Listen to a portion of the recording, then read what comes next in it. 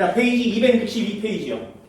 전 시간에 빛의 세기와 생물에 대한 첫 번째 내용을 알려드렸습니다. 기억나세요?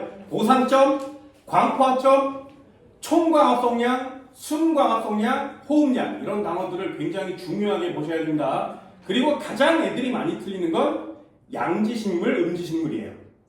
두 가지를 반드시 구별하셔야 돼요.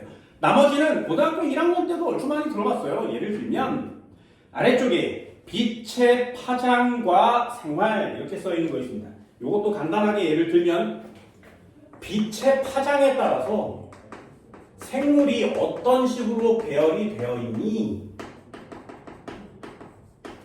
요걸 보게 되는 거예요. 빛의 파장이란 단어가 나오면 물리를 하는 애들은 파장이라는 단어가 되게 익숙할 수 있지만 물리를 하지 않는 학생들은 파장이라는 단어가 나오면 뭐라고 쓰는 거냐면 색깔로 바꾸세요.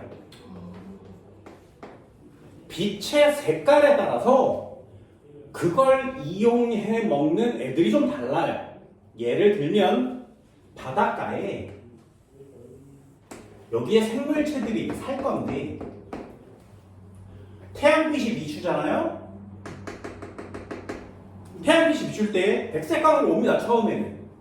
근데 저 백색광 속에는 빨주, 노초, 파남보 색깔이 한꺼번에 다 들어있죠. 나머지 색은 보이지 않는데 이 녀석은 보이니까 그 녀석으로 실험을 하는 거예요. 그러면 빨주, 노초, 파남보가 한꺼번에 바닷속으로 이렇게 쫙 들어가다가 그 색깔이 파장별로 색깔이 분리되는 것처럼 바닷물 속을 통과해서 들어가는 능력이 색깔마다 다 달라요. 예를 들면 빨간색은 쭉 들어오다가 에너지가 적어서 얼마 못 들어갑니다. 그리고 파란색은 에너지가 좀 많아서 깊이까지 들어갈 수 있어요. 이렇게. 그러면 한번 보세요. 여기 첫 번째 바닷물에서 가까이에 사는 애들은 빨간색도 파란색도 막 처먹을 수 있는 거지, 그치? 이해되니? 그러면 무슨 색으로 보일까요? 잘 봐. 내가 항상 얘기하듯이 상식인 거예요. 상식. 자, 질문. 나뭇잎은 왜 초록색이니? 엽록소는 왜 초록색이에요? 봐요. 우리의 지식이 되게 얕다는 거 알 수 있지, 그지? 여기까지 됐어요? 왜 엽록소는 초록색이니? 너무 신기하잖아? 그럼 그렇게 해야 돼. 엽록소가 있으니까 초록색이니까 초록색이죠. 엽록체가 초록색이니까 나무는 초록색이. 당연히 초록색 아니에요? 근데 왜 엽록소가 초록색이냐? 거기까지는 잘 못 오는 거예요. 이해됐나요? 그게 과학이라는 거잖아요. 이거 물론 과학은 아니에요. 상식이에요. 잘 봐. 나뭇잎이 있었어. 별걸 다 가르쳐주면 미친 선생이라 그러잖아. 여기에 빨주, 노초, 파남보 색깔이 이렇게 오잖아. 얘네들 여러 가지 색깔이 이게 오잖아. 총천연색감이 오잖아요. 그럼 나뭇잎이 엽록소가 광합성을 할 거 아니겠니? 그 광합성을 할 때 가장 광합성을 많이 하는 빛의 색깔이 정해져 있어요. 식물도 음식을 뷔페처럼 차려주면 지가 원하는 걸 처먹지 않겠니? 당연한 거 아니야? 그래서 그걸 하나씩 다 실험을 해봤더니 엽록체가 가장 많이 처먹고 가장 활발하게 광합성을 하는 빛이 빨강과 파랑이에요. 됐나요? 빨간색과 파란색에서 광합성을 가장 많이 해요. 됐어? 랍스타와 꽃갈비만 처먹고 나머지는 안 먹는 거야. 뷔페 가서 그만큼만 처먹어도 땡큐지. 이해되니? 그러니까 좋아하는 걸 처먹는 거야. 나머지 빛은 어떻게 해? 버려요. 됐어? 그래서 요 녀석이 빨간 빛은 얌얌얌 잘 처먹고 파란 빛도 얌얌얌 잘 처먹어요. 그래서 얘네들로 광합성을 해. 그럼 나머지요. 얘네들은 전부 다 버리겠지. 그럼 빨강, 파랑 제외하고 주, 노, 초 세 개를 이렇게 합치면 우리 눈에 나뭇잎 색깔이 보이는 거야. 이해되니? 뭔 말인지 알겠어? 그래서 나뭇잎이 초록색에 가까운 거고요. 그래서 나뭇잎에 들어있는 엽록체가 초록색에 가까운 거고요. 그래서 엽록수가 초록색으로 보이는 거예요. 됐니? 이해됐어요? 아 진짜 잘 봐. 그럼 다 끝났어. 이런 걸 외우는 거죠. 자, 첫 번째 여기 부분에 사는 애들은 빨간 애도 오고 있고 파란 애도 오고 있죠. 빨간 빛과 파란 빛 중에 선택의 여지 없이 둘 다 처먹으면 되지 않겠니? 그럼 얘네들은 빨간 빛과 파란 빛을 다 처먹었어요. 그렇다면 우리 눈에 얘네들은 무슨 색으로 보일까요? 그래요, 걔네들이 녹조류예요.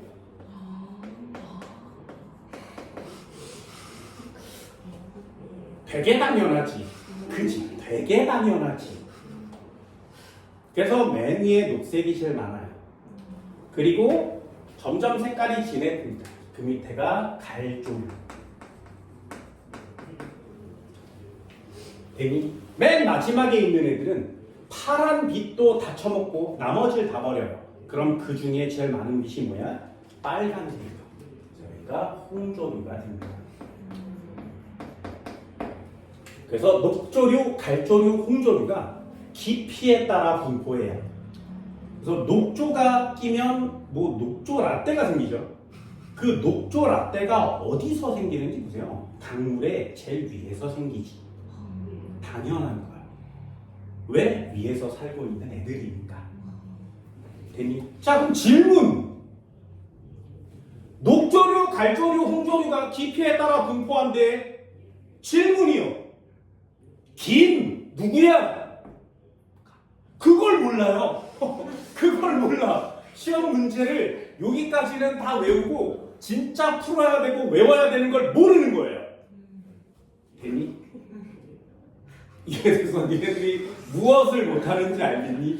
자, 질문 한번 해볼까요? 김 무슨 색이에요? 외우세요. 외우셔야 돼요. 김은 빨간색이에요. 네. 진짜요? 네? 상식이야. 왜요? 외우를 나한테 물어보면 안 돼요.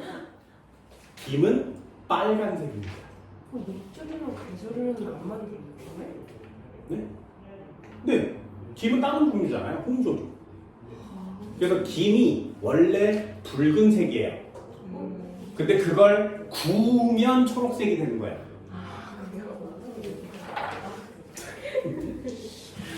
별이 요리 강습까지 해줄 건데.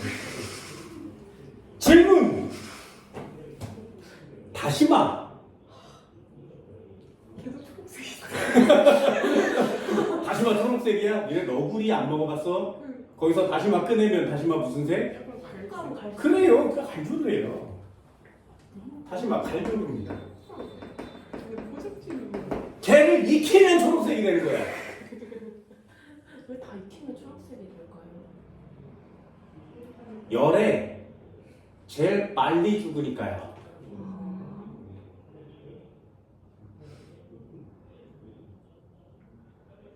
됐니? 자, 하나만 더요. 이거는 들어봤나? 니네 음식 같은 거, 급식 같은 거 먹으면 초록색 실타래 같은 거 있어요. 거기에 무도 약간 껴있고 이렇게 길게 실처럼 꺼내 먹는 거. 먹으면 시큼한 거. 됐네? 그걸 뭐라고 그러냐면 파래라 그래요. 파래 김 아니에요? 네. 파래.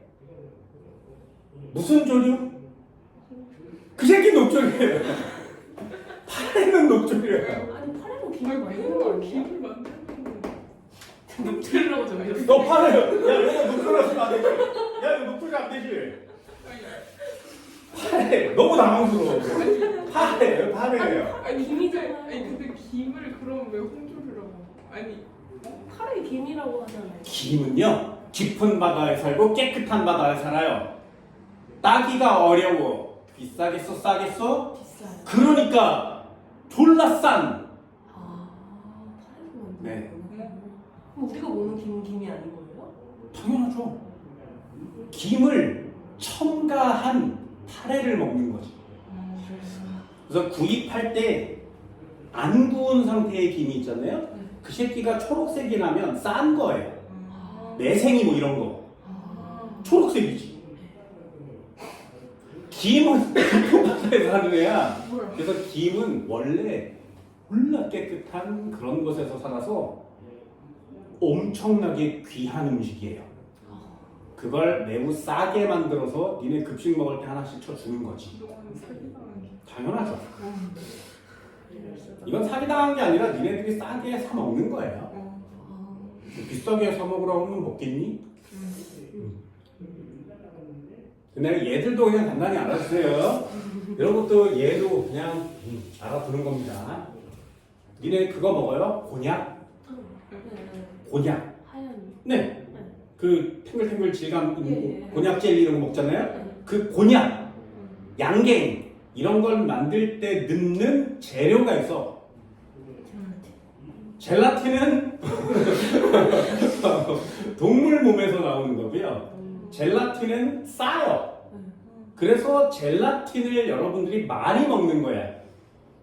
그럼 젤라틴보다 훨씬 비싼 원래 곤약을 만들어야 되는 그 재료를 뭐라고 하냐면 한천이라고 합니다. 한천. 들어는 봤어요? 네. 그 한천을 넣으면 묵처럼 되고 한천을 넣으면 곤약이 되는 거예요. 그 한천은 도대체 어디서 나오니? 걔가 우뭇가살이라는 녀석이에요. 무슨 색일 것 같니?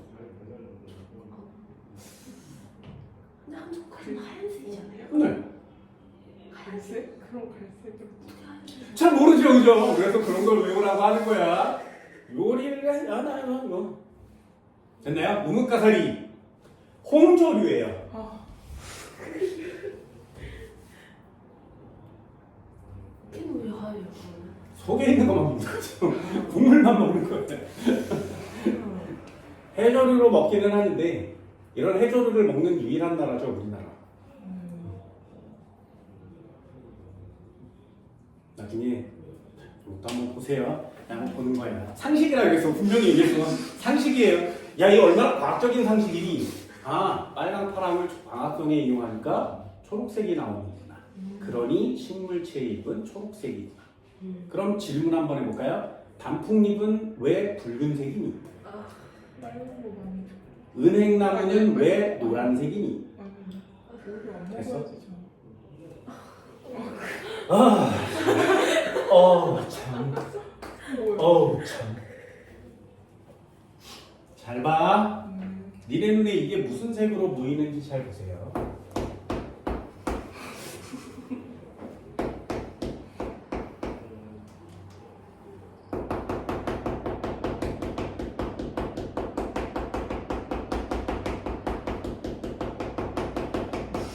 그렇죠? 자, 이 이파리는 무슨 색일까요? 초록색. 네. 그래서 이파리는 초록색이에요. 그런데 잎 속에 들어있는 색소는 굉장히 여러 가지가 있는데 그 중에 가장 중요한 색소가 니네가 알고 있는 엽록체예요. 엽록소입니다. 잎에 들어있는 녹색의 물건. 엽록체, 엽록소. 무슨 색이겠니? 녹색이 제일 많아요. 됐나요? 거기에 노란색 색소도 있는데 녹색이 너무 많으니까 노란색이 안 보이는 거예요. 이 노란색 색소를 그산토필이라고 합니다. 됐나요? 그리고 여기에 빨간색 색소도 있어요. 그 빨간색 색소 이름이 캐로틴이에요. 당근. 네! 그래서 당근이 캐럿인 거예요. 그 색이야. 진짜 이게 어디까지가 상식이고 어디까지가 공부인 것이냐. 이해됐어? 그러다가 날씨가 추워지잖아요? 그럼 추운 날씨에 가장 적응을 못하는 애들이 먼저 죽어요. 누가 먼저 죽어? 초록색이. 그래서 초록색 색소가 먼저 추워지면 다 없어지는 거예요. 그리고 나면 노란색 색소가 몇 개 안 되지만 나타날 수 있지. 그래서 노란색이 되는 거야. 빨간색 색소가 나중에 나타날 수 있지. 그래서 빨간색이 되는 거야. 빨간색이 되면 더 이상 죽을 색소가 없지. 그러면 낙엽이 되는 거예요. 그래서 단풍은 살아있는 잎사귀가 죽어가는 과정이거든요. 그래서 색깔을 보고 있으면 아 이제 좀 있으면 죽겠네라는 뜻이야. 이해되니? 그럼 차가운 것에 제일 못 견뎌서 먼저 죽는 애가 누구라고? 네. 그럼 차가운 거에 못 견뎌서 죽어버리니 얘는 따뜻해야 좋아하겠지. 그래서 가열하면 밑에 있는 애가 먼저 죽는 거예요. 그래서 초록색만 남는 거야. 굉장히 과학적이지. 야, 그러니까 익히거나 굽거나 하면 다 초록색인 거예요. 그래, 그래. 근데 은행나무는 빨간색이 없어요? 네, 그냥 나무마다 다 자기들이 선호하는 색소들이 정해져 있는 겁니다. 신기하지 않니, 이런 거? 야, 이게 과학을 시험용으로 배우면 졸라 짜증난다 그랬어요. 이런 게 좀 신기해야 생물학이라는 걸 할 수 있는데 하지 말라 그랬어요. 죽습니다. 굶어 죽어요. 263페이지도 한번 볼까요? 도대체 온도가 어떤 영향을 미치니 식물에. 이건 1단원에서도 했습니다. 첫 번째요. 책에 나와 있는 것처럼 개구리 또는 뱀 또는 곰. 자, 공통점은 무엇일까요? 겨울잠. 네, 그런 거 쓰시면 돼요. 아, 겨울잠을 자요. 왜 자는 거야? 추우니까. 그러니까요. 추우니까. 그래서 추우면 에너지를 소비하는 확률이 높아지죠. 체온 조절로. 그러니까 그만큼 양분을 더 많이 섭취해야 돼요. 그러니 차라리 자는 게 낫다 이렇게 얘기하는 거예요. 진화학상이죠. 근데 왜 자는 애가 있고 안 자는 애가 있어요? 안 자는 애는 먹이 활동을 충분히 할 수 있기 때문이에요. 자는 게 좋아요? 먹는 게 좋아요? 어려워요. 먹는 거요? 어려워요. 그거 어렵잖아요. 네. 그 얘네들은 얼마나 어렵길래. 그렇죠? 나는 그냥 극단적으로 먹는 게 좋아요. 그럼 나는 겨울 동안에 안 자겠지. 그죠? 겨울에 나오는 제철 음식을 먹어야 되는데 잠을 처자면 제철 음식을 못 먹잖아? 그럼 나는 안 잘 거예요. 됐지? 그럼 자는 애들도 있고 안 자는 애들도 있겠죠. 생존에 유리한 쪽으로 진화하는 거니까. 두 번째요. 뭐 철새는 뭐 그냥 간단하게 사막여우, 북극여우. 누가 더 동글동글 생겼다고? 사막여우 이렇게 생겼다 그랬어. 일단은 할 때 그려야 돼. 사막여우고요. 이 귀에 올라가는 귀. 그리고 북극여우는 그냥 동글동글하게 생겼어요. 동그랗게 그리시면 북극여우죠. 되니? 그럼 이거 시험에 어떻게 나와? 북극여우는 동글동글, 사막여우는 삐죽삐죽. 이렇게 안 나와요. 그럼 이것도 시험 영장으로 바꿔야 되지 않겠니? 몸의 말단부가 이게 시험용 문장이에요. 몸의 말단부가 됐나요? 이게 매우 작아요. 몸의 말단부가 뭐야? 이거요. 여기가 몸의 말단부예요. 여기가 몸의 말단부예요. 되니? 몸의 말단부가 작아. 몸집이 커.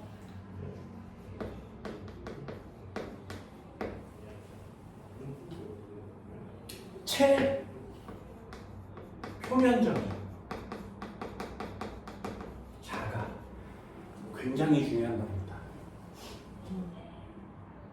질문이요. 사막여우를 얘기하는 거야? 북극여우를 얘기하는 거야? 네, 이게 북극여우예요. 온도가 낮은 경우. 온도가 낮은 지방에 사는 생명체는 몸의 말단부가 작아요.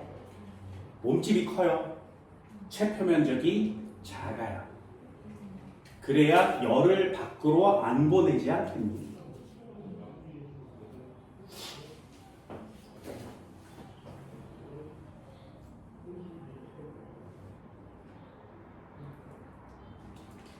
보셨나요? 세 번째, 그럼 동물만 이런 게 있어? 아니요, 식물도 있죠. 식물의 경우에는 단풍을 예로 듭니다.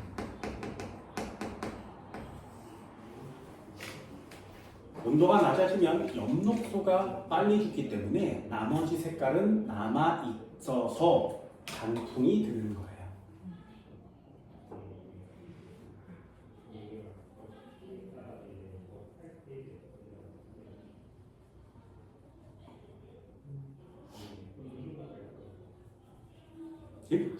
나머지는 그냥 상식처럼 읽어보시면 됩니다. 물, 뭐 이런 거 있고요. 공기, 토양, 뭐 이런 것도 있습니다. 그냥 한 번씩 읽어보시면 여기 파트는 뭐 그냥 간단히 할 수 있습니다. 어려운 단어는 별로 없거든요. 이런 거 하나 해볼까요? 선인장의 가시. 그럼 빛, 색이, 빛의 파장, 온도, 물, 공기, 토양 어떤 거? 그런 걸 맞추시는 거예요. 아, 선인장의 가시. 도대체 선인장은 왜 가시가 나 있을까? 도대체 뭐가 가시로 변한 거지? 이런 거.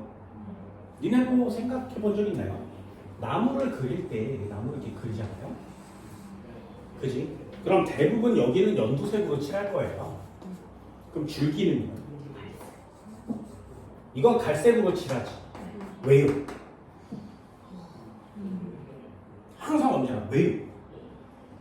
니네들 나무를 보면 나무 이 줄기가 대부분 갈색, 진한 갈색, 분홍색 막 이러잖아요. 왜냐? 그럼 한 번만 더 해볼까요?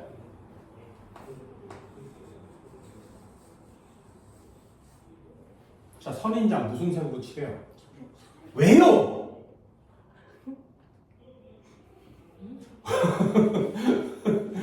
안 궁금해. 야, 이게 안 궁금해. 선인장은 이 몸뚱아리를 다 초록색으로 왜요?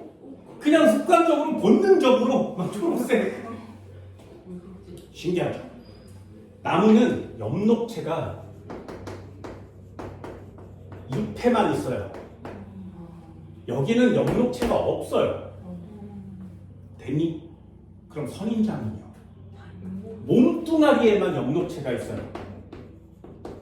그럼 이파리는 어디 있어, 선생아? 그걸 똘똘똘 말아서 가시로 만든 거야. 그래서 선인장의 가시는 잎이 변해서 생긴 애예요. 왜 그래야만 하는 건데, 자, 선인장은 말이죠. 선인장은 어디서 잘 살아? 네, 사막에서 산대요. 자, 사막에서 살려면 뭐가 없어? 물이 없어요. 물이 없어요. 되니? 그래서 여기에 식물체가 이렇게 나무가 있었는데 여기에 광합성을 이렇게 나뭇잎에서 해야 되지 않겠니? 그럼 광합성을 할 때 필요한 게 물과 이산화탄소예요. 이산화탄소는 그냥 잎으로 그냥 처먹으면 되는 거고 물은 뿌리를 통해서 이렇게 처먹어야 돼요. 그래야 광합성을 할 수 있어. 됐니? 광합성을 하면 양분을 얻을 수가 있겠죠, 그죠? 잘 보세요. 내가 선인장이야. 내가 나무야. 내가 광합성을 하려면 뿌리에서 물을 계속 흡수해 먹어야 되지. 됐지? 그리고 이산화탄소를 먹어야 되죠. 이산화탄소는 잎의 뒷면에 기공으로 들어와요. 됐니? 그래서 물을 처먹었으니까 이제 광합성 좀 해볼까? 그래서 기공을 열잖아? 그래서 이산화탄소를 빨아먹어서 광합성을 하려고 그러는데 이 주변이 너무 건조해서 내 몸속에 있는 물이 증산작용으로 빠져나가요. 열면요? 네. 그럼 잘 봐. 뚜껑을 열면 광합성을 할 수 있는데 물이 나가요. 그래서 양분을 만들 수 있는데 말라 죽어요. 되니? 그럼 뚜껑을 닫으면 물은 계속 처먹을 수 있는데 광합성을 못해. 그러면 배고파 죽어요. 자, 선택. 니네는 어떻게 선택할 거야? 굶어 죽을 거야? 아니면 말라 죽을 거야? 나 같으면 버티고 살겠어요. 그죠? 그래서 이 새끼가 버티고 사는 거야. 그러면 얘를 열면 이산화탄소가 들어오는 대신에 물이 빠져나간다고 그랬지. 그럼 얘를 닫아야 안 말라졌겠죠. 닫아요. 그러면 물은 몸 안에 보관된 거 맞지? 그럼 이산화탄소를 흡수해 먹으려고 어떤 짓을 하는 거야? 엽록체를 잎에서 모두 다 꺼내서 몸을 둘러싼 거예요. 그래서 몸 전체가 이산화탄소를 흡수해요. 됐니? 그럼 뭐가 필요가 없어져서? 잎이 필요가 없어졌죠. 그래서 얘를 똘똘똘 말아서 가시 형태로 만든 거야. 체온도 유지할 겸. 진화의 극상인 거죠, 역시. 저 식물체 미쳤어요. 동물들보다 훨씬 더 진화를 엄청나게 많이 하는 유산입니다. 사막에 우리가 아는 그런 흙이 있어요? 네. 그래서 얘는 뿌리도 되게 조그매요. 그리고 뿌리도 되게 두꺼워요. 왜? 거기다까지 물을 저장해야 되기 때문에. 선장 되게 신기하죠. 진화의 끝상이라는 겁니다. 이런 것들. 여기 읽어보면 되게 재밌어요. 이런 거 되게 재밌습니다. 자, 공기 뭐 이런 것도 한번 읽어보시고요. 토양 이런 것도 한번 읽어보세요. 자, 뒤쪽 한번 넘겨볼까요? 오늘 아주 매우 중요한 내용. 이제 자연 다큐멘터리는 다 끝났습니다. 진짜 시험에 나오는 진짜 엄청난 내용들을 설명합니다. 전 시간에 두 가지는 별표를 쳐드렸어요. 개체군의 생장곡선 별표고요. 옆쪽에 개체군의 생존곡선 별표입니다. 이 두 가지를 꼭 반드시 알아두시기 바랍니다. 자, 개체군의 특성이라고 써 있어요. 일단 정리를 한번 할까요?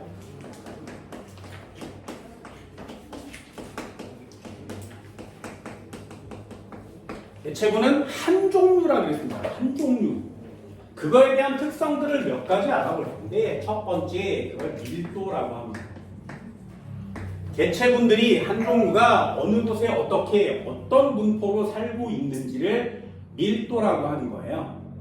밀도. 요 녀석은 꼭 공식처럼 알아두세요. 밀도는 전체 면적분의 개체수입니다. 나중에 당형고라는 걸 계산해야 되기 때문에 이건 공식처럼 외웁니다. 면적분의 개체수. 예를 들어볼까요? A 지역은 면적이 이렇게 있고요. B 지역은 면적이 이만큼 있대. 됐죠? 그럼 얘는 면적을 1이라고 놔두면 얘는 4 정도가 되겠지. 여기에 5마리가 사는 거고요. 얘는 전체에 10마리가 사는 거예요. 자, 누가 더 조밀조밀한 곳에 살고 있니? 네, 그게 밀도예요. 조밀조밀한 걸 밀도라고 합니다. 그럼 밀도는 누가 큰 거야? 개체수는 얘가 더 많지만 공간 자체가 얘가 더 좁으니 조밀조밀한 정도는 A가 커요. 이렇게 쓰는 거 맞죠? 그래서 밀도는 개체수만 따지는 게 아니라 그걸 면적 대비로 따지는 거구나. 이걸 알아두시면 됩니다. 됐나요? 이 정도는 할 수 있겠어요? 되게 간단하죠? 면적분의 개체수. 그걸 밀도라고 합니다. 됐니? 하나만 더 해볼까요? 그럼 요만한 공간 안에 강아지가 살고 있었어. 그래서 강아지가 이렇게 한 마리씩 살고 있었는데 점점점 강아지가 점점점 많아지겠죠. 점점점 많아지겠지. 강아지가 점점점 많아집니다. 됐니? 그러면 면적은 그대로인데 개체수가 많아지니 결론으로 밀도는 점점 어떻게 된다고? 증가하겠죠. 그죠? 그럼 밀도가 증가해서 개체수가 많아진다는 말이 무슨 말이야? 그걸 과학적인 단어로 바꾸면 얘가 개체수가 증가하는 이유는 출생을 많이 하는 거야? 사망을 많이 하는 거야? 되게 쉽지. 그럼 출생률이 크고 사망률이 작으면 밀도는 증가하겠죠? 여기까지 됐나요? 그럼 한 번만 더요. 밀도가 감소한대요. 그럼 출생률이 큰 거야? 사망률이 큰 거야? 여기까지 됐나요? 매우 쉽죠. 그럼 한 번만 더 해볼까요? 요 녀석이 처음에 굉장히 넓은 땅덩어리에 호주를 예를 들어 호주에 토끼를 20마리를 풀었어. 자, 호주가 우리나라보다 몇 배 넓다고? 하여튼 졸라 넓어요. 거기에 토끼를 20마리를 풀었어. 그럼 밀도가 크겠니? 작겠니? 네. 그런데 점점 토끼들이 많이 자랄 수 있죠. 그래서 2억 마리가 됐어. 실제로 그렇습니다. 그럼 밀도가 매우 커진 거 맞지? 그럼 굉장히 밀도가 커졌잖아요. 그럼 토끼 입장에서도 야, 이거 애들이 너무 많아지면 살기가 어렵지 않겠니? 왜? 서식지는 한정되어 있는데 먹이도 종류마다 정해져 있죠. 그러니 애가 한 마리만 있을 때, 2억 마리가 있을 때 먹이 먹는 양도 달라지지 않겠니? 이해됐어요? 그리고 서로 경쟁하는 일도 늘어나겠죠. 적응하기도 힘들어질 거예요. 그 모든 안 좋은 요건들을 다 뭐라고 하냐면 환경 요인이라고 합니다. 이게 생물학에서 되게 중요한 단어예요. 예를 들면 서식지의 면적 또는 내가 먹는 먹이 또는 사체의 양, 배설의 양 되니 이런 것들이 모두 다 환경 저항이 될 수 있어요. 그럼 환경 저항이 졸라 커지면 생명체가 많이 증가할 수 있겠니? 그런 건 안 되는 거지. 이해됐어요? 그래서 밀도에 영향을 미치는 건 출생, 사망, 그리고 환경 요인. 이해되니? 이런 단어들을 좀 이해해 주시면 좋은 겁니다. 그래서 그리는 게 바로 개체군 생장곡선이에요.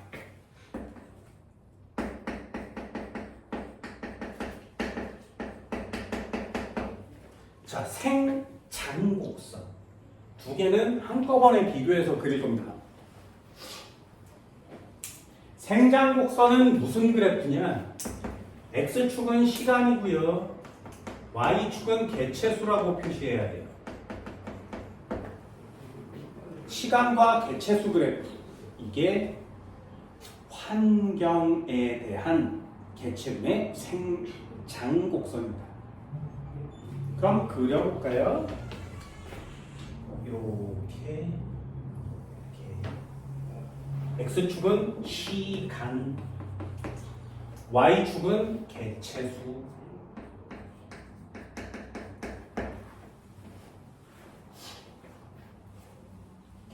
되니? 원래 이 사람으로 따지면 말이야, 남자와 여자가 있었는데 아기들을 낳았어. 그럼 얘네들이 각각 또 남자와 여자 결혼해서 또 아기를 낳겠죠. 토끼도 마찬가지야. 애가 또 애를 낳을 거 아니겠니? 쥐의 경우에는 아기가 태어나서 3주가 지나면 어른이 돼요. 그럼 걔네들이 또 아기를 낳을 수 있어요. 그 쥐가 응애하고 엄마 뱃속에서 낳는데 20일이 지나면, 3주가 지나면 걔네들이 아기를 낳을 수 있어요. 그러니 쥐의 번식 속도를 따라가기가 어려운 거죠. 엄청나게 번식률이 좋습니다. 쥐를 멸종시키기는 어려운 거예요. 그래서 그럼 그 녀석의 경우에 조건만 맞는다면 애가 애를 낳고 애가 애를 낳는데 새끼를 되게 많이 낳으니까 밑으로 가면 갈수록 자손의 수가 엄청나게 많아지겠죠. 그래서 그걸 어떻게 그리는 거냐면 처음엔 2마리가 4마리가 됐다가 4마리가 8마리가 됐다 이렇게 되는데 나중에 이렇게 올라가는 거예요. 됐나요? 억마리가 2억 마리가 되는 거죠. 되니? 그래서 이걸 무슨 곡선이라 그래? 기하급수적이라 그래요. 그래서 기하급수적으로 늘어나는 건 이렇게 늘어나는 거예요. 그런데 자연계에서 쥐의 개체수가 진짜로 실제로 기하급수적으로 늘어날 수 있겠니? 아니요. 걔네들도 마찬가지. 삶의 영향을 받아야 되니까 기하급수적으로 늘어나고 언젠가는 자기들 스스로가 개체수를 조정합니다. 그래서 맥시멈으로 풀로 다 차면 더 이상 개체수를 증가시키지 않아요. 애를 안 낳아서 증가시키지 않는 게 아니라 그만큼 많이 죽습니다. 왜? 먹이도 모자라다 그랬어요. 서식지도 부족하다 그랬지. 그러니 서로 다툼도 많이 일어날 테고 적응 못하는 애들은 다 죽을 테고 막 잡아먹는 애도 생깁니다. 그러면 결국에 이만한 공간 안에 개체군을 넣을 건데 얘를 넣어서 포화된 상태가 되면 이렇게 실제로 기하급수적으로 개체가 증가하지 않고요. 자연에서 적당한 개체수를 일정하게 유지시키는 현상이 나타나요. 이해되니? 그래서 원래 계산상으로는 이런 그래프가 그려져야 되는데 실제 자연계에서는 그렇지가 않다고요. 됐나요? 뭐 때문이라고? 먹이도 한정, 서식지도 한정, 온도나 토양에 적응 못하는 애들도 있을 테고 돌연변이 사망률도 늘어날 여러 가지 환경 요인 때문에 되니 그 단어가 굉장히 중요한 단어. 그래서 다시 한번 그려보면 원래 개체수가 이렇게 증가할 거라고 계산을 하지만 자연계에서는 개체수가 더 이상 증가하지 않고 일정하게 유지되는 경우가 생긴다고 했어요. 그렇다면 여기까지는 이 자연계가 너 개체가 이만큼 늘어난 데까지는 내가 봐줄게. 그 다음은 안 돼.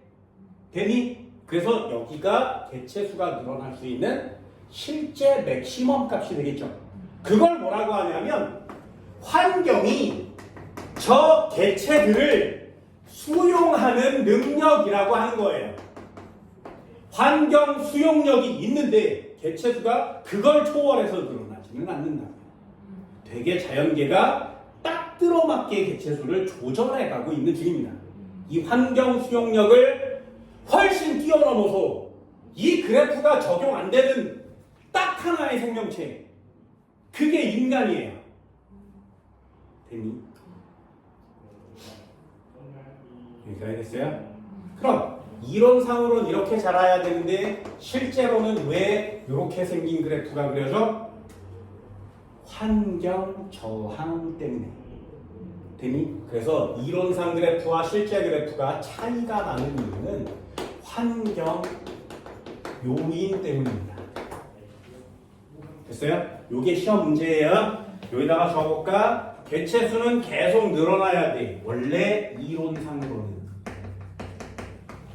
그런데 실제 값은 늘어나지 않는다 그랬죠? 어느 정도 가다가 꺾여서 일정한 그래프를 그려요. 이걸 S자 곡선이라고 하고요. 그래서 생장 곡선은 거의 S자 곡선을 보입니다. 이게 실제 개체수의 증가 그래프입니다.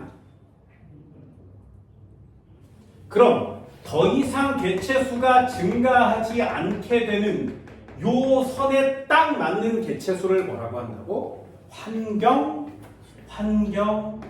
이 개체를 수용할 수 있는 최대 한계점.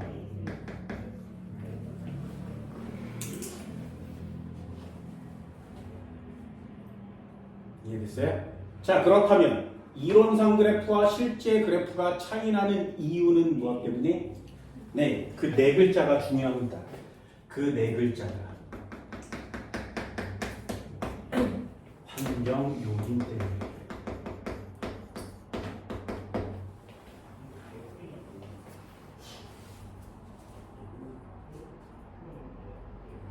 됐어요?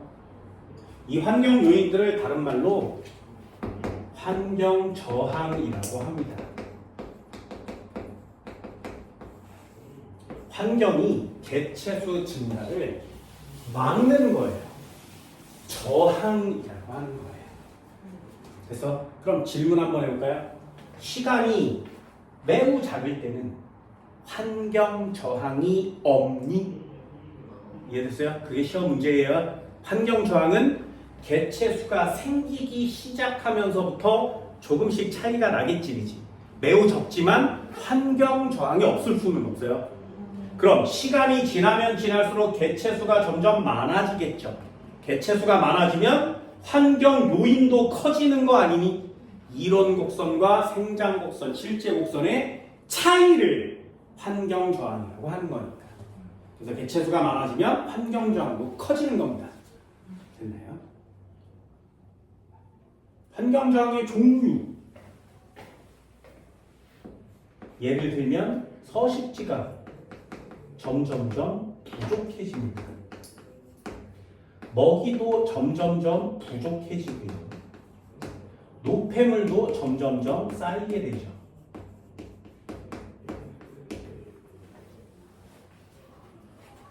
그리고 개체수가 많아지면 서로 쌈박질하는 애들이 생기겠지. 그죠? 경쟁도 심해지는 겁니다.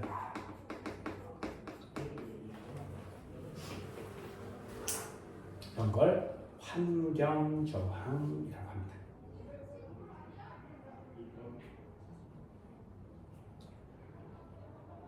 그 밑에 실험이 나오잖아요. 실제 효모를 길러보는 거예요. 그 효모의 개체수가 20마리였는데 점점점 증가해서 50, 120, 210이 됐다가 230, 그 다음에 240, 240, 240 계속 똑같죠. 더 이상 효모의 개체수가 증가하지 않지. 무슨 뜻? 출생률과 사망률이 거의 같아지는 거죠. 왜 많이 죽니? 처음보다 환경 저항이 커졌으니까요. 네? 그건 인간한테는 해당이 없는가? 네. 인간은 이 환경 저항이 커지거나 하는 건 맞는데 환경 수용력이 한계가 없어요. 어떻게든 버텨 살 거니까.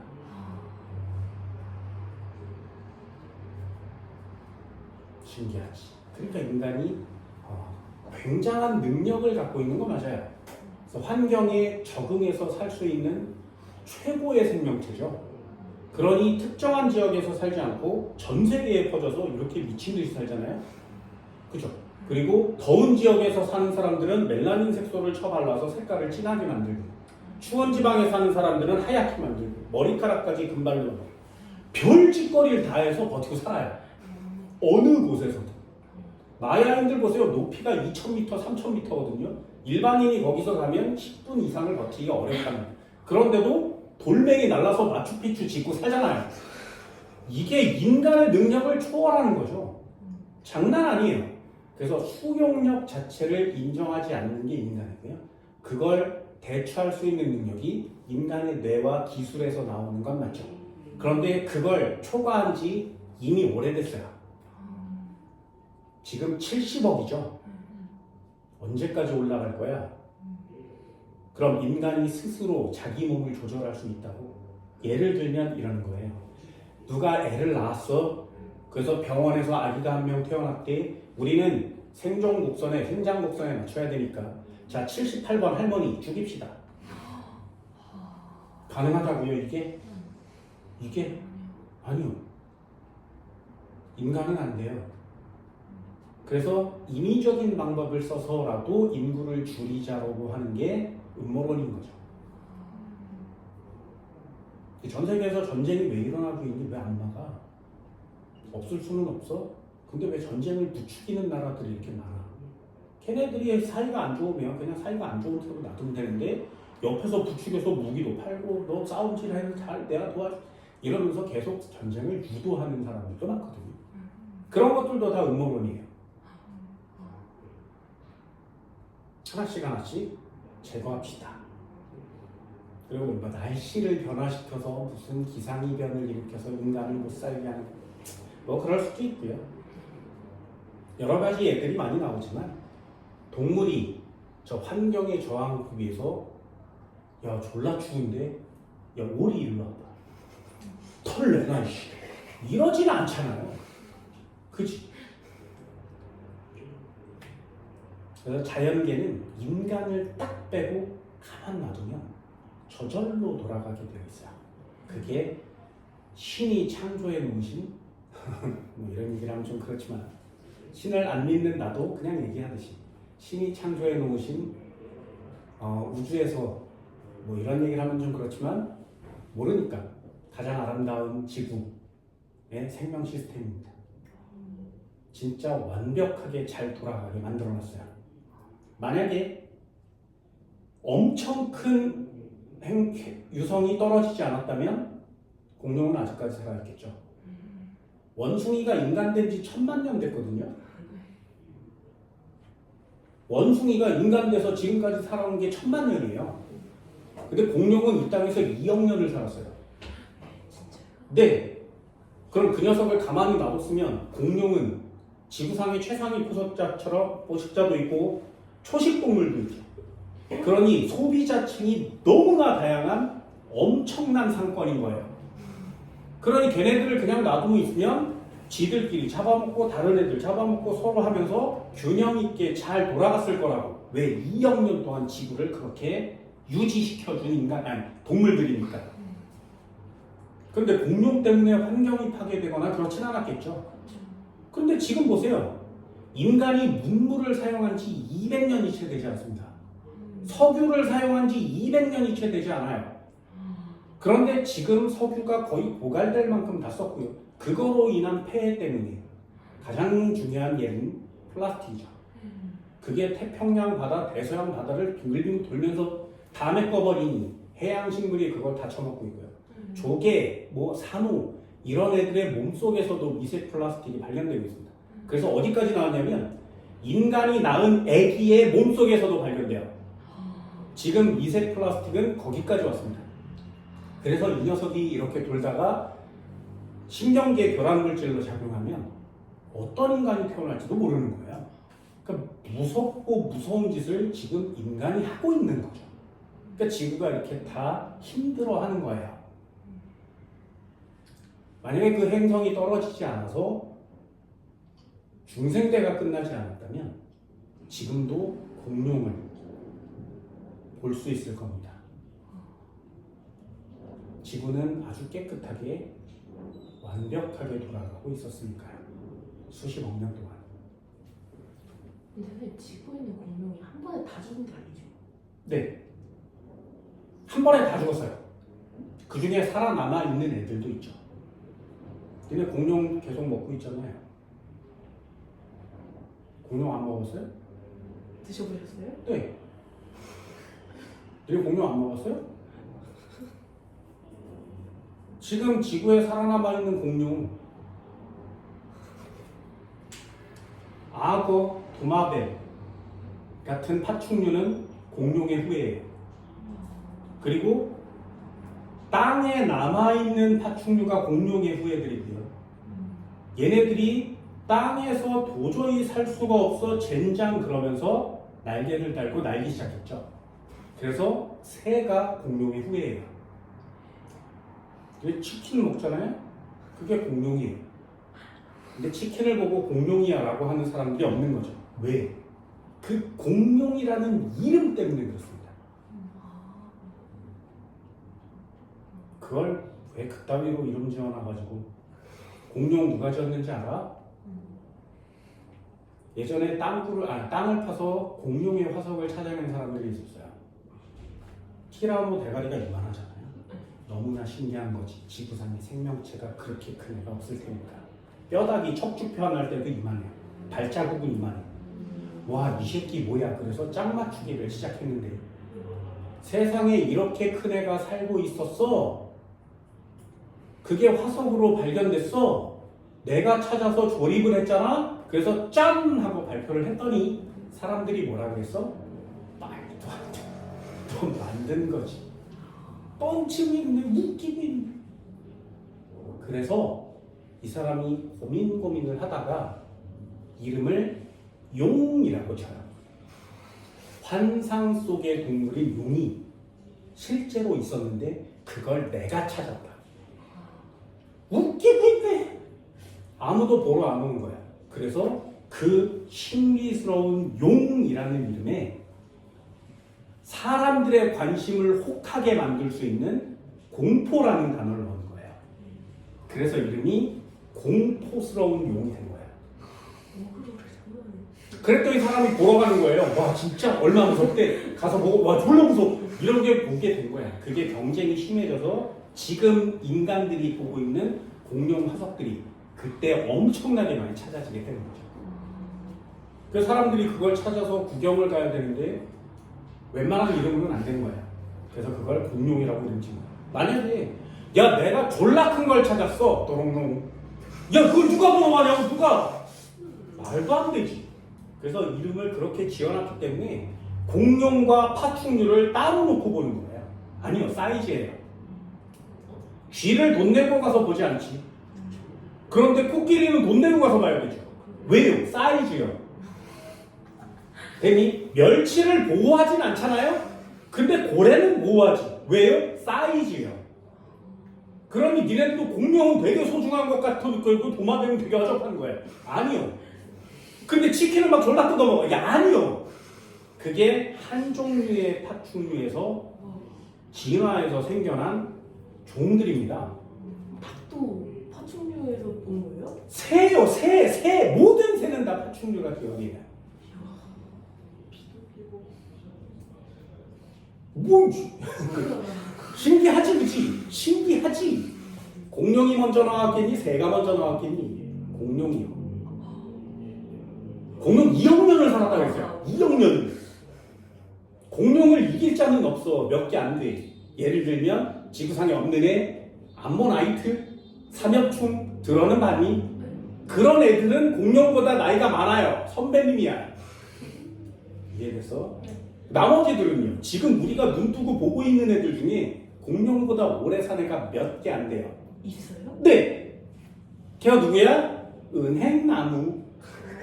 걔가 누구야? 니네 명절 때 뜯어먹는 고사리. 나머지는 다 어떻게 했어? 뒤졌단 얘기죠. 그럼 그 개체들 중에 살아남은 개체들은 없어? 있어요. 큰 애가 먼저 다 뒤지고 작은 애가 살 확률이 높았겠지. 그래서 지금 남아있는 공룡의 후예들은 사이즈가 작은 거예요. 맛있지? 공룡 먹으니까. 그렇지. 나중에 베트남 이런 데 가면 악어 고기 이런 거 한번 드셔보세요. 생각보다 맛있어요. 치킨 맛입니다. 얘네 개구리를 먹어본 사람들이 거의 대부분 치킨 맛이에요 라고 얘기하는 거 아니에요? 네, 개구리 양서류니까. 개구리 미끌미끌하잖아요. 껍데기를 벗겨서 튀겨 먹는 거죠. 닭도 껍데기 깃털 벗기면 미끌미끌해요.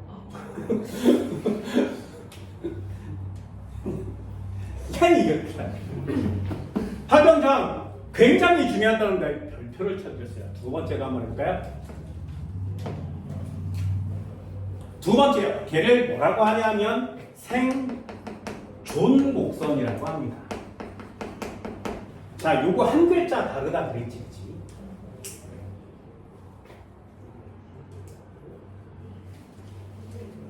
얘는 뭐에 대한 그래프냐면 상대 수명이고요.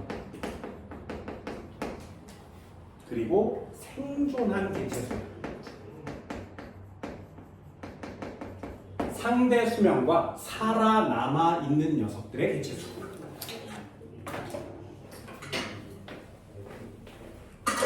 예를 들면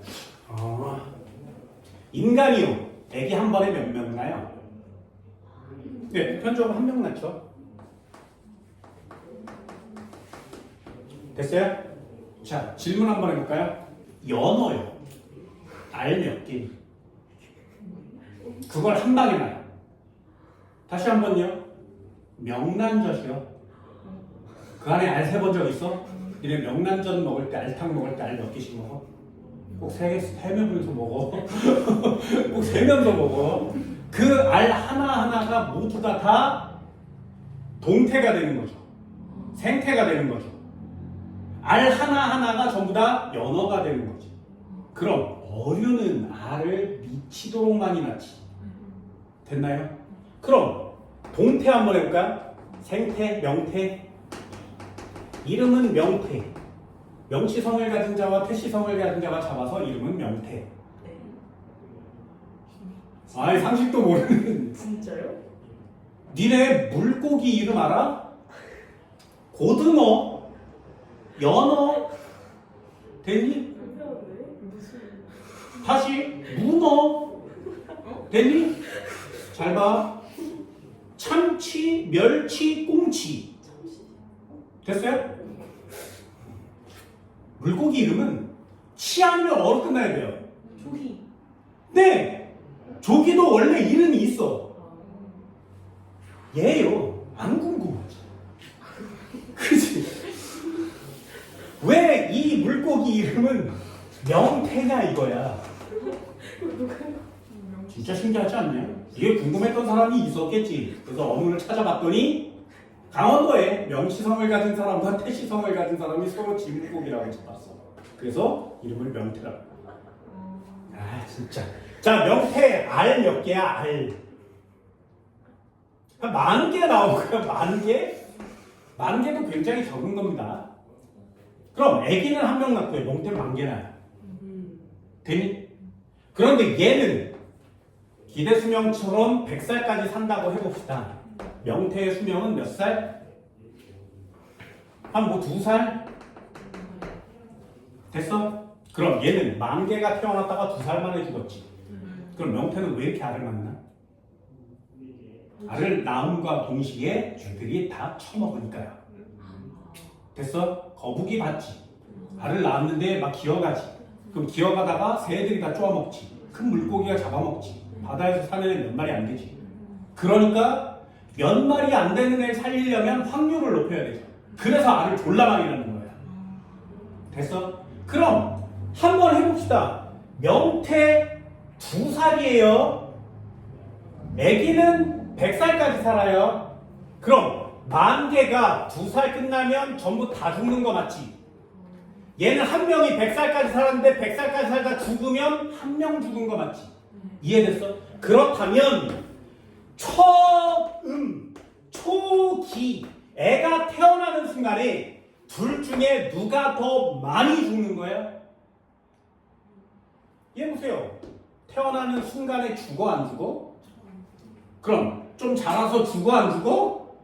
그럼 늙어서 안 죽다가 갑자기 죽어버리지. 이해되니? 그래서 이 아기의 그래프를 여기다 넣으면 생존 개체수가 수명을 다할 때까지 졸라 많이 살아남아요. 되니? 졸라 많이 살아남다가 100살이 되면 갑자기 다 죽는 거야. 여기까지 됐어? 이해되니? 그럼 얘네들은요. 거북이 되게 오래 산다 그러죠? 근데 왜 몇 마리 없어? 오래 살면 애기도 졸라 많이 나올 텐데 진짜 많아져야 되잖아. 왜? 다 뒤지니까요. 언제? 애기 때. 다 뒤지니까. 됐어? 그리고 살아남은 몇 개만 끝까지 살아남는 거죠. 그래프 보여요? 이게 니네들이 해야 되는 생존 곡선 그래프야. 자, 예를 들어볼게. 그래프가 그려져 있습니다. 상대 수명이라고 써 있어요. 상대 수명은 동물마다 수명이 다 다르죠. 그 수명을 전부 다 똑같다고 가정하는 거예요. 인간이 100살까지 살면 동태도 100살까지 산다고 가정하는 거예요. 이해됐나요? 그래서 여기가 0살이고요. 여기가 100살인 거예요. 됐니? 그럼 인간의 경우에는 처음에 많이 죽어? 나중에 많이 죽어? 태어나서 죽어? 늙어 죽어? 그래요. 그래서 처음엔 개체수가 여기 있다가 조금씩 거의 변동이 없이 계속 이렇게 가다가 늙어서 죽는 거야. 이렇게. 됐나요? 그럼 이 노란 곡선을 일단 먼저 한번 써볼까요? 얘요. 초기의 출생률과 초기의 사망률은 누가 큰 거예요? 됐나요? 사망을 안 하니까 저 개체수가 생존으로 유지될 수 있겠죠. 그럼 초기 출생률분의 초기 사망률을 이렇게 분수로 치면 누가 큰 거야? 1보다 작아지겠죠. 왜? 출생률은 있는데 사망률이 매우 작으니까요.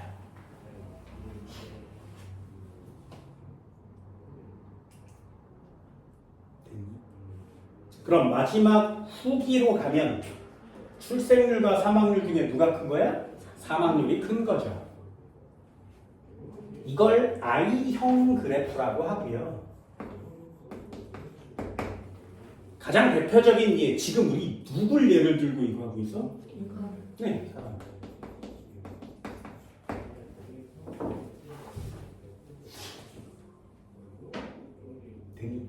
그래서 아기를 되게 적게 낳고 오랫동안 보호하면서 기르는 동물.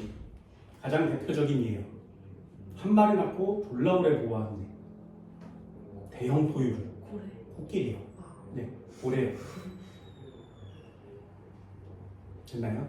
그럼 이런 애들은 부모가 아이를 꽤 오랜 시간 동안 데리고 있어주는 거지. 그러니 안 죽고 계속 살아남을 수 있었던 거예요. 그럼 동태는 알을 낳고 그 애를 전부 다 수만 마리를 이렇게 끼고 있다고? 아니, 나버리고 끝나는 거죠. 그럼 잡아 먹히든 안 먹히든 걔가 살든 안 살든 그냥 복불복이에요. 그래서 초창기 때 다 잡아먹히고 그 중에 몇 개체만 살아남아서 걔가 나중에 성체가 되는 거죠. 그래서 많이 낳았는데 다 죽고 요만큼 남았고 얘네들이 살아남아서 많이 낳고 다 죽고 요만큼 살아남는 거죠. 그걸 계속 반복하면 살아남고 죽은 애의 비율이 계속 비슷하게 유지되지 않겠니? 근데 얘네들이 요만큼 살아남았는데 걔네를 우리가 처먹는 거지. 그럼 개체수가 점점 줄어들 수밖에 없겠죠. 그러니 성체를 잡아먹는 우리들이 너무 많이 잡아먹으니까 네, 결국에 멸종 수순을 밟게 되는 겁니다. 그냥 가만 놔두면 저절로 잘 돌아간다 그랬죠. 연어 보세요. 니네 연어 보세요. 연어는 강물에서 알을 낳아요. 그리고 바다로 가요. 강과 바다에서 사는 물고기는 흔치 않아요. 진화의 끝상이라 그랬어. 강이랑 바다에서 동시에 사는 건 인간이 땅과 물속에서 동시에 사는 거랑 거의 같아요. 불가능에 가깝습니다. 그래서 담수에 사는 물고기를 해수에다 넣으면 죽는 거고요. 해수에 사는 물고기를 담수에다 넣으면 죽는 거예요. 근데 여보세요. 아기 때 담수에 태어났어. 바다에서 평생 살아요. 막 전 세계를 돌아다니면서 살다가 죽을 때가 되면 고향 냄새를 찾아서 그 태어난 강으로 와요. 그 전 세계에서 자기가 태어난 강만을 기억하고 찾아와요. 되게 신기하지. 내가 뭐라 그랬냐면 니네들이 삼성병원에서 태어났는데 나중에 죽을 때가 되면 그 냄새만으로 삼성병원을 찾아가는 거야. 말도 안 되는 거예요. 공기 중에서도 안 되는데 물속에서 가능하겠니? 아니요. 근데 그걸 가능하게 만드는 생명체예요, 걔가. 그래서 올라와. 그래서 여기를 찾아와. 이제 죽을 거니까. 그 죽기 전에 꼬리를 흔들어서 알을 낳을 부분을 만들어요. 비늘도 다 떨어지고 상처투성이. 그리고 알을 낳고 죽어요. 그냥 죽습니다. 그럼 그 알이 다시 부화해서 또 갔다가 다시 오는 거죠. 이렇게 일생이 진행되는 거거든요. 그래서 알이 부화하면 요만한 치어들이 강으로 막 가서 바다로 가겠지. 그럼 물고기들이 막 잡아먹지 않겠니? 좀 자라면 새들이 막 잡아먹지 않겠니? 바다로 가면 또 잡아먹지 않겠니? 그래서 살아남은 애들이 바다를 돌아다니다가 강으로 올라오잖아? 올라올 때 곰들이 잡아먹지 않겠니? 뒤로 와서 막 잡아먹지 않겠니? 그래도 살아남은 애들이 알을 또 낳는 거예요.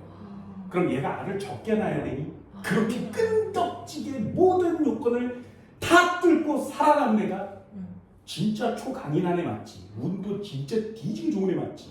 얘가 알을 낳는 거예요. 그럼 그걸 또 반복하는 거예요. 근데 거기에 이렇게 반복을 해도 개체수가 일정하게 유지된다 그랬지. 거기에 연어 입장에서 최고의 환경 조항이 뭐가 태어난 거야? 네. 알 쪄서 먹고 회 떠서 먹고 구워 먹고 껍데기 먹고 대가리 먹고 다 먹어요. 장난 아니지. 그치? 그럼 연어를 양식할 수 있다고? 아니요. 그래서 연어의 개체수가 점씩 줄어드는 거야.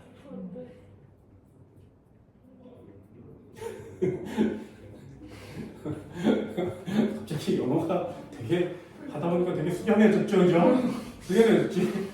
여태까지 막 뭐 연어 초밥 그러면 환장하더니 막 이게 갑자기 이게 연어야 이러고 있는 거야 우리.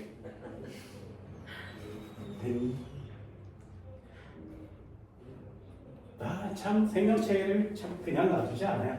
그래서 한꺼번에 왕창 알을 낳고 초기에 전부 다 죽어 그리고 남은 애는 끝까지 살아남는 형태를 그린다. 어떻게 그린다고? 처음에 왕창 다 죽고요. 나중에 끝까지 살아남는 애. 요걸 삼형이라고 합니다. 삼형. 지금 누구 하고 있어? 연어하고 있죠.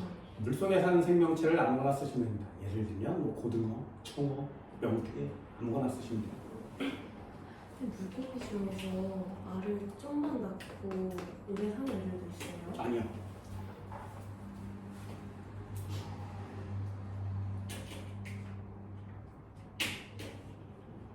내가 본 물고기 중에 알을 가장 적게 낳는 애.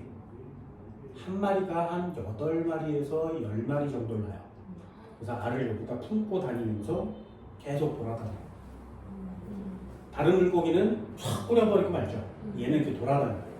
그러다가 그 안에 조그만한 물고기가 이렇게 알 속을 돌아다니면 걔를 이렇게 해서 수풀에다 이렇게 비벼서 수풀에다 매달아 놓습니다. 되게 이뻐요. 포도송이처럼 이렇게 투명한 애들이. 그 걔를 이렇게 쳐다보고 있으면 속에서 요만한 애들이 움직여요. 그걸 다 볼 수 있어요. 우리는 그걸 오리자 라티푸스 송사리라고 합니다. 송사리는 알이 몸통에 비해서 엄청나게 커요.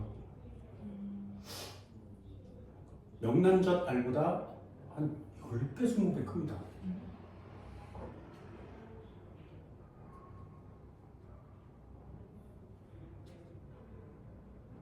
연구원에서 내가 기르던 생명체였죠. 네, 송사리.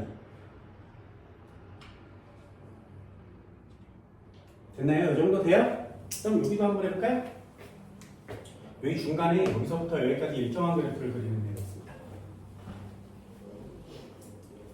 요것도 한번 써줄게. 3형은요 초기 출생률과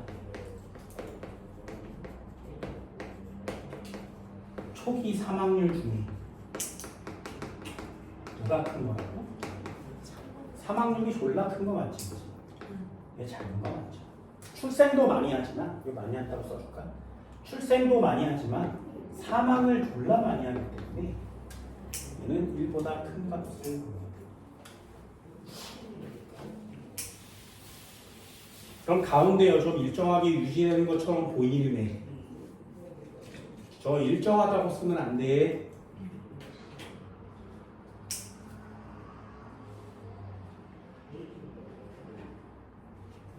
됐나요?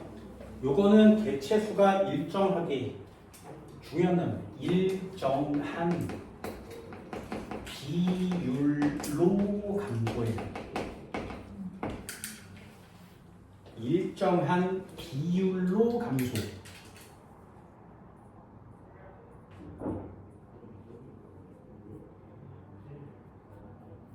요걸 이형이라고 합니다.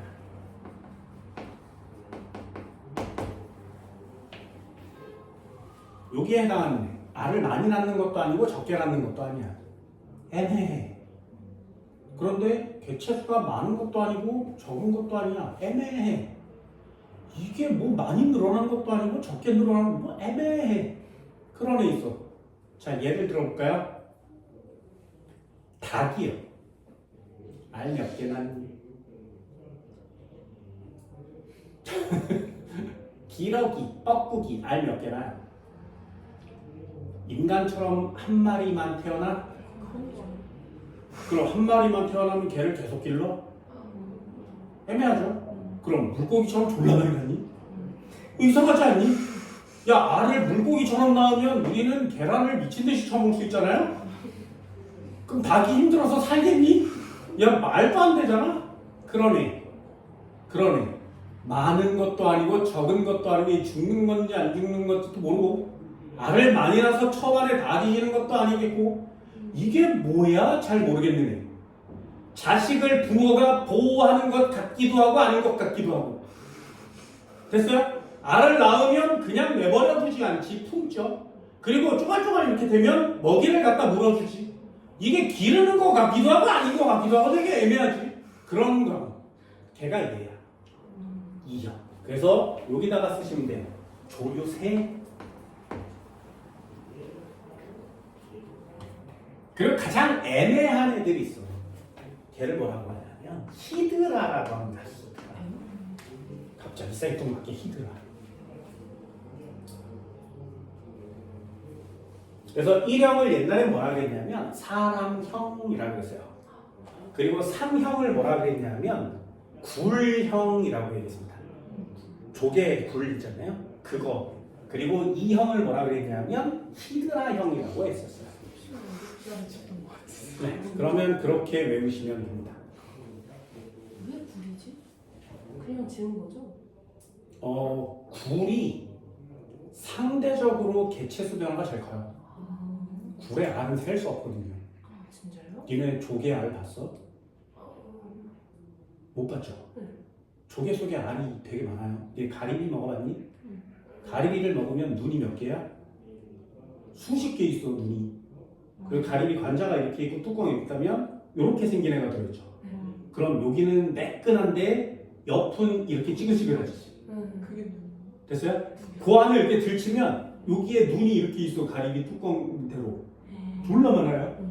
그래서 이렇게 하면 눈을 볼 수 있어. 그래서 눈이 이렇게 마주치고 보는 거야. 눈 이렇게 되는 거야. 그리고 옆에 이렇게 찌글찌글한 애들이 얘네들을 움직여주는 발바닥 같은 녀석들이거든요. 걔네들이 삶아지고 구워지니까 좀 노란색으로 이렇게 쪼그라드는 거예요. 테두리에 레이스처럼. 왜 있어? 그리고 안쪽에 보면 노란색으로 이렇게 매끈하게 있는 애가 있어요. 가끔 가다가. 남자는 없겠지, 여자만 있겠지. 그래서 암컷에만 이렇게 길쭉하게 생긴 애가 있어요. 그게 알이야. 나중에 가리비를 먹게 되면 왜 뚜껑을 좋아 졸라 잡아 이러지 말고 젓가락으로 좀 큰 녀석을 잡아서 이렇게 관자와 관자 사이를 한번 들춰보세요. 이렇게 생겼으면 여기에 이렇게 생겼습니다. 여기를 들치면 여기 눈이 이렇게 박혀 있어요.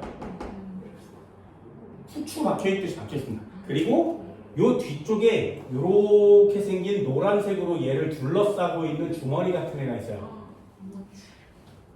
요게 알주머니야. 그럼 뭘 하라고? 그 알주머니를 떼서 벌려.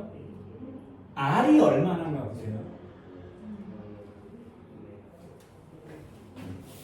니네 명란 먹어도 이렇게 열면 알 하나씩 보이죠? 되게 작지. 그죠? 한번 보세요. 그럼 이 안에는 작은 용량 안에 알이 몇 개가 들어있겠니? 너무 많아요. 셀 수가 없는 거죠. 그래서 그 중에 대표적인 조개 해도 되지만 굴, 뭐 이런 걸 또 만든 거예요. 어쩔 수가 없습니다. 뭐 내가 만든 게 아니라 이 그래프를 만든 사람이 만든 겁니다. 이 사람 굴을 좋아했나 봐요. 되니? 이 정도는 돼요. 뭐 두 가지는 되게 중요합니다. 굉장히 중요해요. 그래서 생존 그래프, 생존 곡선 한번 볼까요? 1형, 적은 수의 개체수를 낳지만 그 다음 밑줄 거져 있죠. 초기 사망률이 매우 낮아요. 대부분 개체가 생리적 수명을 다 하고 죽는, 수명이 다 된 후에 죽는 거 맞지? 그걸 1형, 예로 사람, 코끼리, 돌, 산양 이런 애가 있대요. 2형, 출생 이후 개체수가 일정한 비율에다 밑줄 하나 넣어줍니다. 일정한 비율, 되게 중요한 단어예요. 다람쥐와 초식동물류, 히드라, 기러기, 조류 같은 애들. 얘는 태어나자마자 죽지도 않고 나중에 다 늙어서 죽지도 않아요. 중간중간에 죽는 애들도 되게 많습니다. 많은 수의 자손을 낳지만 초기 사망률이 매우 높아서 성체로 성장하는 개체수가 매우 적다. 누가? 고등어, 굴 이런 애들. 바닷속에 사는 애들이겠죠. 그래서 1, 2, 3형 이런 거 잘 알아두시기 바랍니다. 상식하니까 좀 괜찮지 않나요? 2번 피라미드로 한번 그려볼까요?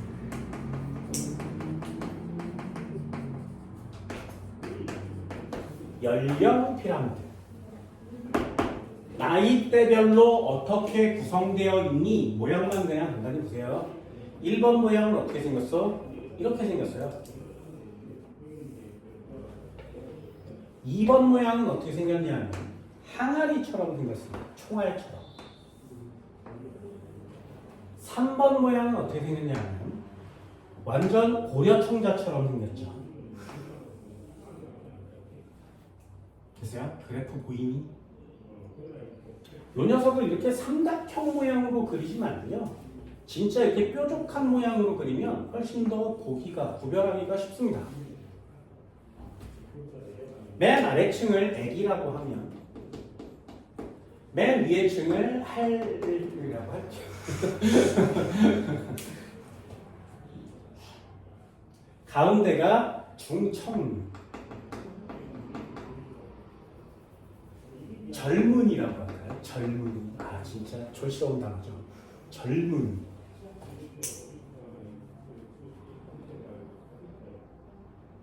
됐어요? 자, 요걸 왜 이렇게 나누는 거야? 맨 밑에 애기고요, 가운데 한 젊은이, 밑에 할, 얘도 애기고 젊은이, 할. 그럼 비율을 볼 수 있죠. 자, 1번형이요. 할아버지가 많아, 젊은이가 많아, 애기가 많아? 애기가 졸라 많지. 그럼 이 애기가 점점 자라서 젊은이가 될 거거든요. 됐어요? 그럼 할아버지, 젊은이, 애기 중에 돈 벌 수 있는 애가 누구야? 그래서 얘는 정말 처먹기만 하는 애가 많은 거지. 이해되니? 하지만 얘네들을 잘만 기르면 얘네들이 나중에 젊은이가 됐을 때 돈을 많이 벌 수 있지 않겠니? 이해됐어? 그래서 지금은 좀 가난하지만 좀 지나면 얘네들이 돈을 많이 벌어올 거기 때문에 좀 잘 살 수 있을 거야 라고 판명을 할 수 있어요. 그래서 이런 경우를 뭐라 그래? 발전형이라고 하는 겁니다. 되니?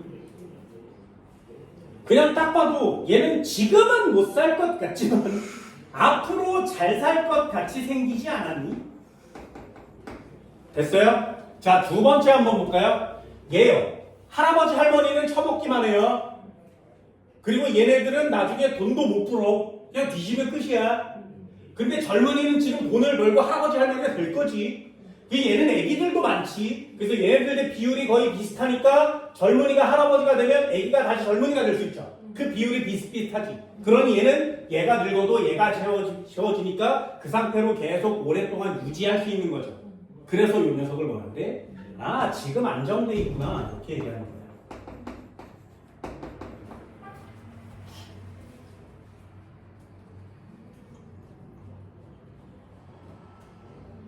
되게 쉽지, 그지? 그죠? 자, 그럼 얘도 한번 해볼까요? 얘는요, 처먹다가 뒤진 애들만 많아요. 그지? 돈을 버는 애들은 별로 없고요. 앞으로 돈을 벌 수 있는 가능성이 있는 애도 없지. 암울하지. 마치 우리의 지금 모습 같지. 됐나요? 뭔 말인지 알겠어요? 일본이 이런 식이죠. 출생률은 제일 적고 할아버지 할머니는 많고 젊은 애들은 돈이 없고. 이런 걸 뭐라 그래? 이제 앞으로 비전이 없어요.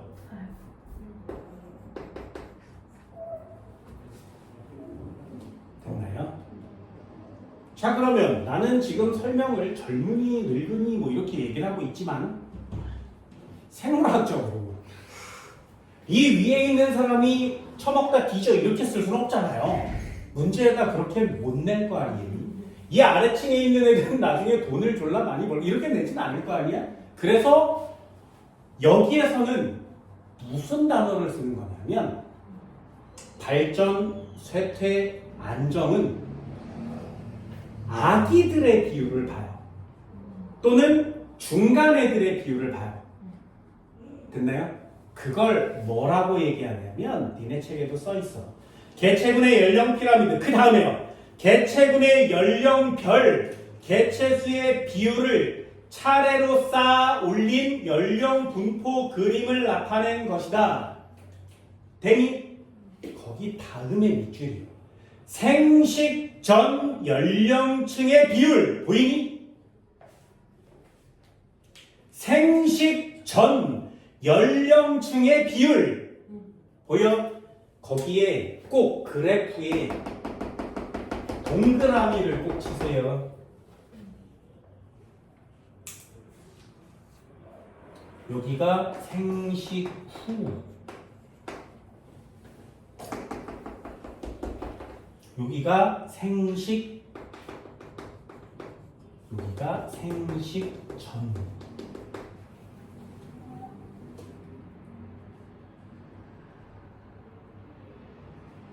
됐어요? 어디다 동그라미 치라고? 여기다가. 자, 연령 피라미드는 뭘로 구별한다고? 생식전, 연령층의 비율로 모든 걸 다 구별합니다. 그럼 여기는 이만큼이잖아요. 얘는 이렇게 생긴 애 맞지? 얘는 이렇게 생긴 애 맞지, 그치? 생식전 연령층의 비율이 크면 발전형, 중간이면 안정형, 적으면 쇠퇴형.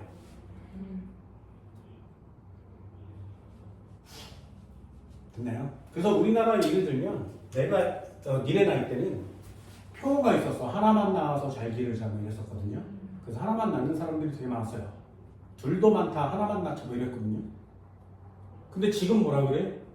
이러다간 대한민국이 망합니다 뭐 이렇게 얘기하죠. 아기를 낳으세요 뭐 이러고 있어요. 지금 이렇게 되어가고 있는 분위기지. 그래서 생물학 이렇게 보면 야, 밀도가 뭔지 모르는 사람은 없을 거 아니야. 이 개체 안에, 공간 안에 개체가 얼마나 들어있는지. 실제로는 졸라 많아져야 되는데 왜 많아지지 않지? 아, 뭔가가 이 녀석을 졸라 많아지지 않게 막는 뭔가가 있구나. 그 막는 애를 환경저항이라고 합시다. 그 환경저항은 뭐 개체수가 많아지면 점점 커지는 거 아니겠니? 됐죠? 생존곡선 마찬가지로 처음에 아이를 조금 낳아서 보살핌에 의해서 애지중지 기르면 잘 자라다가 늙어서 죽는 애. 사람 같은 애들. 초기에 그냥 알만 낳고 그냥 내발 졸라 많이 하고 내버려두면 다 뜯어먹히고 몇 명만 살아. 걔네들이 끝까지 가는 거. 아, 불형, 삼형.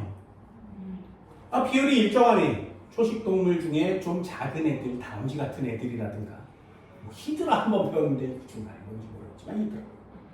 됐죠? 이렇게 분류를 하는 거거든요.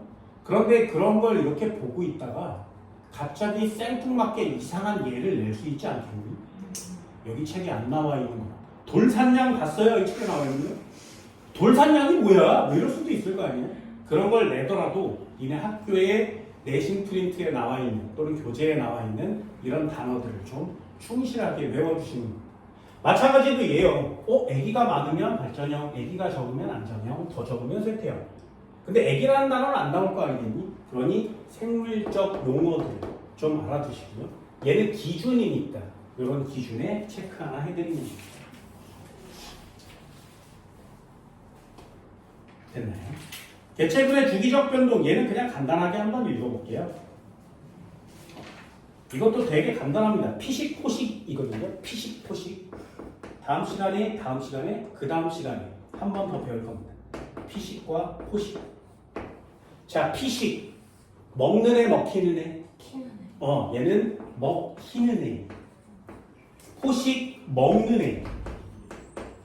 됐죠? 그럼 토끼, 풀, 여우. 됐어요? 자, 풀이 토끼보다 많겠지. 그럼 토끼가 많겠어? 여우가 많겠어? 토끼가 많겠죠. 그래서 얘도 피라미드로 그리면 이렇게 그려집니다. 이걸 생태 피라미드라고 합니다. 얘랑은 좀 다른 피라미드죠. 생태 피라미드를 그릴 때 풀 이만큼, 토끼 이만큼, 여우 이만큼. 됐죠? 이게 피라미드로 안정하게 쌓여져 있으면 안정된 생태가 돼요. 그런데 어떤 이유에서든 갑자기 토끼가 졸라 많아진 거예요. 졸라 많아진 거예요. 토끼가 갑자기 졸라 많아진 거예요. 됐어? 그러면 풀의 양은 어떻게 되겠니? 그럼 여우의 양은 어떻게 되겠니? 많아져. 됐나요? 그럼 토끼가 점점 여우한테 다 잡아먹히면 줄어들겠지. 그러면 풀은 다시 많아지겠지. 여우는 다시 줄어들겠지. 이해됐어? 이게 순서대로 왔다 갔다 해야 되는데 그래프에 갑자기 증가하는 애가 있었어. 그런데 나중에 따라 증가한대. 되니? 근데 갑자기 얘가 떨어지면 얘는 중과하다가 좀 지난 다음에 떨어진대. 자, 하얀 거, 노란 거. 누가 피식? 이게 생물학 용어인 거예요. 지금 니네 하듯이 잘 봐. 여우, 토끼, 풀. 돼서 토끼가 많아지면 여우가 많아지죠. 이해됐어요? 그럼 여우가 많아지면 토끼는 줄어들지. 됐어? 다음 토끼가 많아지면 여우가 많아지죠. 이해됐나요? 그럼 토끼와 여우 중에 누가 더 먼저 증가해야 돼? 토끼가 많아지면 여우가 따라 증가하는 거지. 이해됐어? 그래서 그래프에 먼저 증가하고 먼저 감소하는 애가 피식이에요.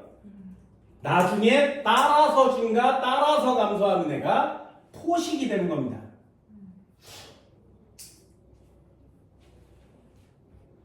되니? 그래서 피식과 포식은 나중에도 한 번쯤 배울 것. 여기서 배우지 않습니다. 왜? 여기서 배워버리면 지금 우리 개체분 막 하고 있거든요. 근데 갑자기 피식, 포식이 나왔어요. 얘는 토끼죠. 얘는 여우죠. 개체군이 아니죠. 다른 개체군이죠. 개체군의 합 뭐라 그래? 이건 군집에 해당하는 내용이에요.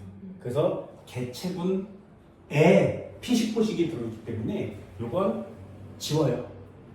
헷갈릴 수 있어. 그래서 나중에 이 개체군의 상호작용이 다 끝나고 군집의 상호작용으로 넘어갔을 때 피식, 포식은 다시 알려드릴 겁니다. 됐나요? 내용 별로 어렵지는 않아요. 그래서 생물학 파트 4단원은 대신에 상식이 많다 그랬지. 그죠? 상식이 많기 때문에 이런 잡다한 설명들을 4단원에서는 좀 많이 해요. 그리고 선생님 내용 정리는 언제 하나요? 그때 내가 뭐라 그러냐면 통합과학책을 봐 라고 얘기를 해요. 왜? 생태계 파트는 통합과학책이랑 똑같아요. 똑같아요. 그래서 통합과학책을 보라고 하는 겁니다. 얘네들 한번 볼까요? 이것도 봐야지.